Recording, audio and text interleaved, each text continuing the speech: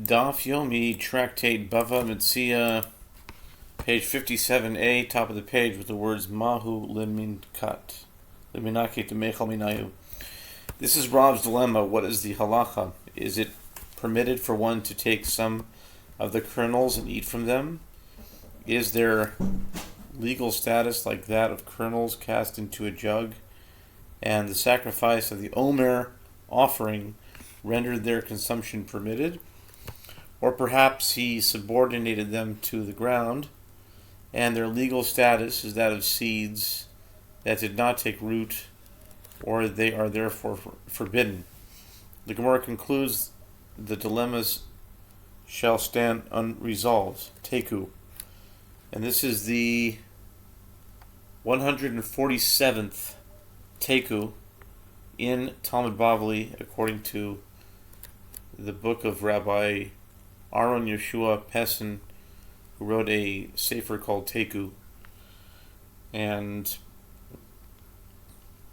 Amar Rava.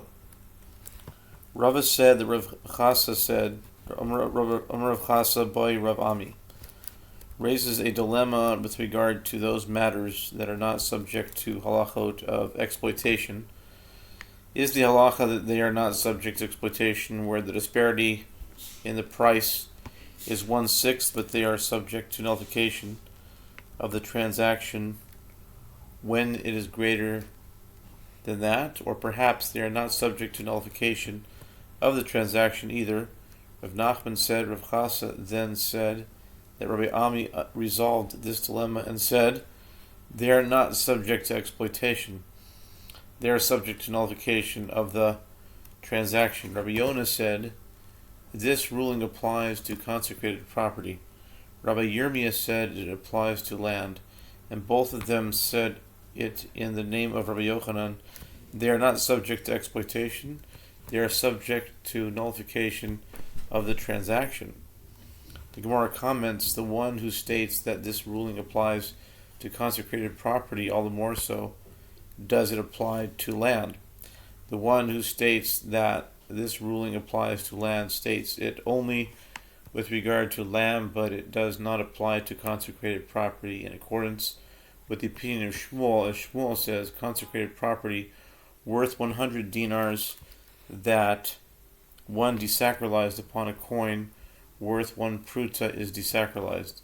Since consecrated property is not subject to the halachot of exploitation at all, it is desacralized upon coins worth any sum. We learned in a Mishnah there, in Temura 26b, if the consecrated animal was blemished and another was substituted for it, the blemished animal leaves its consecrated state and assumes non-sacred status, and one is required to calculate the difference in monetary value between the two animals and pay it to the temple treasury. Rabbi Yochanan says it leaves its consecrated state and assumes non-sacred status by Torah law, and one is required to calculate the difference in monetary value and pay it to the temple treasury by rabbinic law. And Reish Lakish says even the halacha is that one is required to calculate the difference in monetary value and pay it to the temple treasury is by Torah law. The Gemara asks, with what are we dealing? If we say that the difference between the value of the substitute animal and the value of the consecrated animal was the measure of exploitation, does Reish Lakish say in that case he is required to calculate the difference in monetary value and pay it to the temple treasury by Torah law? But didn't we learn in the Mishnah, these are matters that are not subject to the halachot of exploitation, land, slaves, documents, and consecrated property. Rather, the difference was the measure of nullification of the transaction. In that case, would Rabbi Yochanan say he required to calculate the difference in monetary value and pay it to the temple treasury by rabbinic law? But didn't Rabbi Yonah say that this ruling applies to consecrated property, and didn't Rabbi Yirmiyah say it applies to land? And both of them say in the name of Rabbi Yochanan they are not subject to exploitation. They are subject to nullification of the transaction. The Gemara answers, actually, the difference was the measure of nullification of the transaction and reverse attribution of the options, so that the opinion of Rabbi Yochanan will be attributed to Reish Lakish, and the opinion of Reish Lakish will be attributed to Rabbi Yochanan. The Gemara asks, with regard to what do Reish Lakish and Rabbi Yochanan disagree?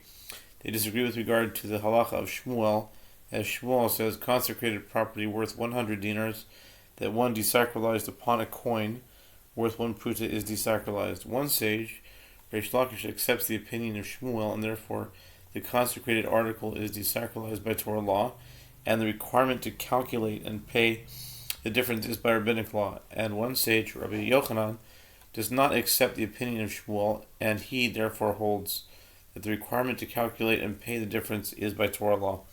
If you wish, say instead that everyone accepts the opinion of Shmuel, and here they disagree about this. One sage, Rabbi Yochanan, holds that yes, consecrated property worth 100 dinars that one desacralized upon a coin worth 1 pruta is desacralized after the fact, but ab initio, no, one may not do so.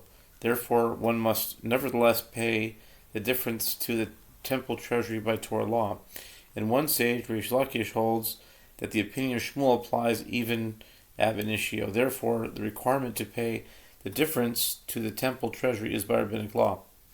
If you wish, say, actually, the difference between the actual value of the animal and the amount used to desacralize it was within the measure of exploitation, and do not reverse attribution of the opinions of Reish Lakish and Rabbi Yochanan.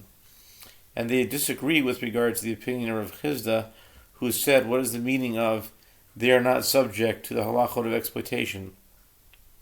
It means that they are not subject to the principle of exploitation at all. Rather, a more stringent standard applies.